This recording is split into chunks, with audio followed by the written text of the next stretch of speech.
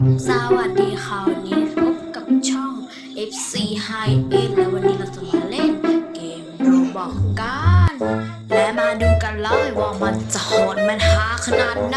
ไปรับชมกันเลยครับชาวช่อง FC High End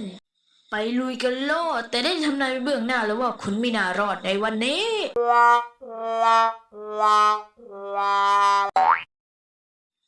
ระหว่างนี้ก็ดูปันไปเพลินๆแล้วกันส่วนผมก็จะนั่งตัดต่ออยู่นี่แหละ แต่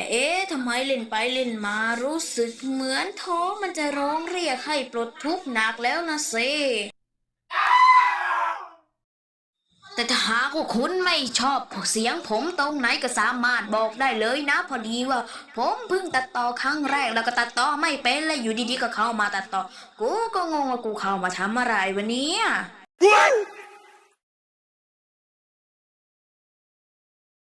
หยุดบ่นได้แล้วไอ้เจ้าบื้อเอ้ยไอ้โง่เล่นก็ไม่เป็นยังจะบ่นอีก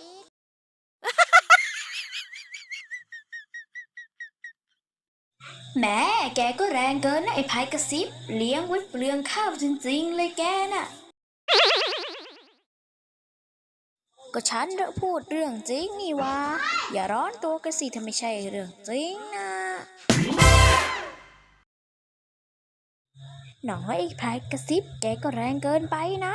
ไม่ให้เกียรติฉันเลยอะรีบเล่นเถอะแกอย่าพูดมาก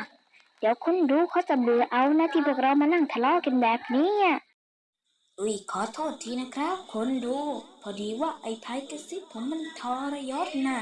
ขอโทษนะครับเราทะเลาะกันนิดหน่อยปกตินะกว่านี้อีกนะเอางี้ไหมครับนั้นผมจะมาเล่าเรื่องให้คนดูได้ฟังเป็นเกี่ยวกับเรื่องหลอนที่ผมเคยเจอตอนเด็กๆเพื่อเป็นการไถ่โทษคือเรื่องมันมีอยู่ว่า ตอนนั้นผมอยู่ประมาณป .3 ไม่ก็ป .4 ถ้าจำไม่ผิดแล้วก็ผมไปทำสวนกับแม่ละครับด้วยความที่เราเป็นชาวสวนจึงต้องไปทำสวนอยู่ที่บ้านสวนนะครับเราก็ไปนอนกันตามปกตินี่แหละครับแต่ว่าบ้านหลังนั้นน่ะข้างล่างมันเป็นปูนแต่ข้างบนมันเป็นชั้นไม้แต่เราก็นอนกันอยู่ชั้นล่างเพราะว่าชั้นข้างบนมันเป็นไม้แล้วปลวกมันก็กินเยอะแล้วล่ะครับเราก็เลยต้องอาศัยกันอยู่ข้างล่าง จำได้ไม่ผิดว่ามีแม่แล้วก็พ่อเลี้ยงแล้วก็น้อย2 คนเราไปกันหมดบ้านเลยครับ